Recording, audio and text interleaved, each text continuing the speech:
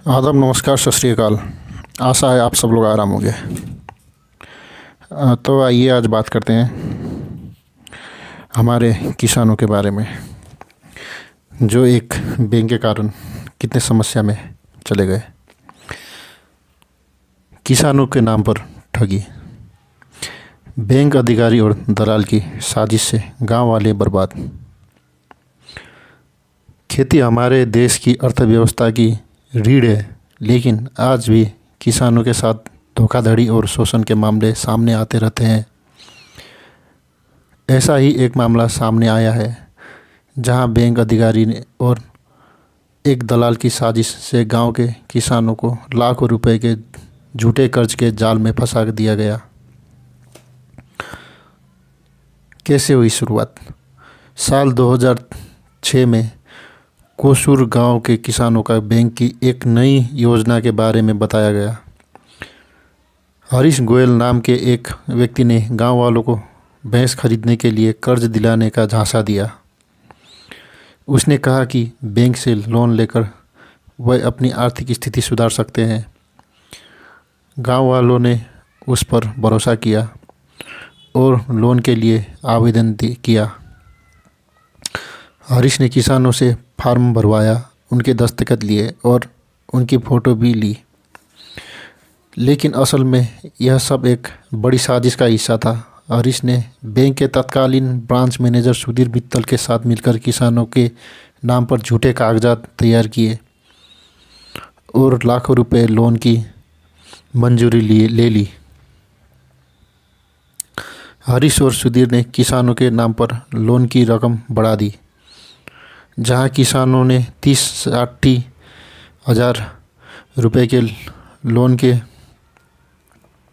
लिए आवेदन किया था, वहां उनके नाम पर 3-4 लाख रुपए के लोन दर्ज कर दिए गए। इसके लिए फर्जी ज़मीन के कागजात तैयार किए गए और किसानों के परिवार के सदस्यों के नाम भी गलत तरीके से इस्तेमाल किए गए। लोन की रकम किसानों के खाते में आते ही हरीश ने उनके साइन किए हुए विड्रॉल स्लिप के जरिए पैसे निकाल लिए। किसानों को इसकी भनक तक नहीं लगी। जब बैंक ने कर्ज चुकाने के लिए नोटिस भेजा तो गांव वाले के होश उड़ गए। उन्हें पता चला कि उनके नाम पर लाखों रुपए का कर्ज है, जिसे उन्होंने लिया ही नहीं। बैंक ने कर्ज वसूलने के लिए रिकवरी एजेंट्स को भेजा।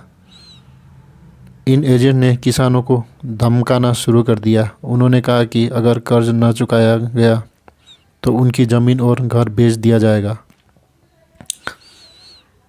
इस दबाव में एक किसान सत्यनारायण का दिल का दौरा पड़ने से निधन हो गया, जबकि कई अन्य किसानों की सेहत बिगड़ गई। गांव वालों ने पुलिस और प्रशासन से शिकायत की, लेकिन शुरुआत में उनकी बात नहीं सुनी गई। बैंक ने किसानों के खिलाफ कोर्ट में केस दर्ज कर दिया। हालांकि गांव वालों ने हार नहीं मानी और अपने वकील सुजीत वर्मा की मदद से बैंक के कागजात जांचने शुरू किए।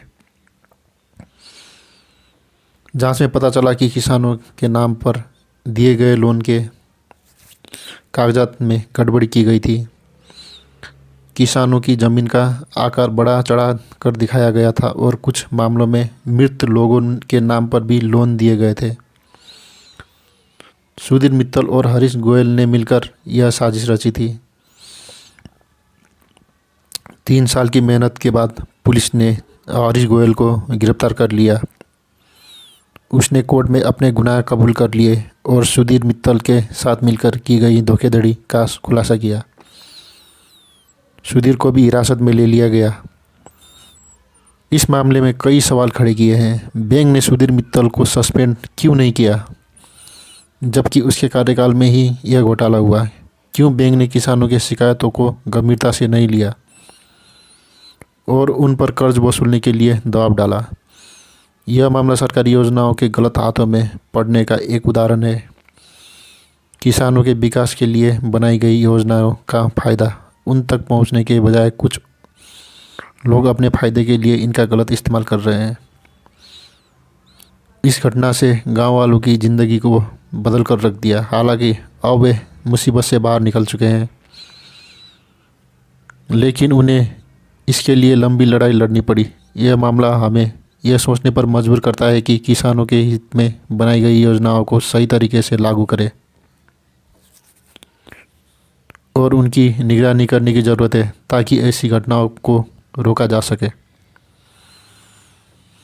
ये कहानी थी बैंक और उन किसान भाइयों की, जो किसान भाई ये बैंक के द्वारा सताए गए थे। तो आज का घटना यहीं पर ख़त्म होता है। मेरे साथ जुड़े रहने के लिए धन्यवाद।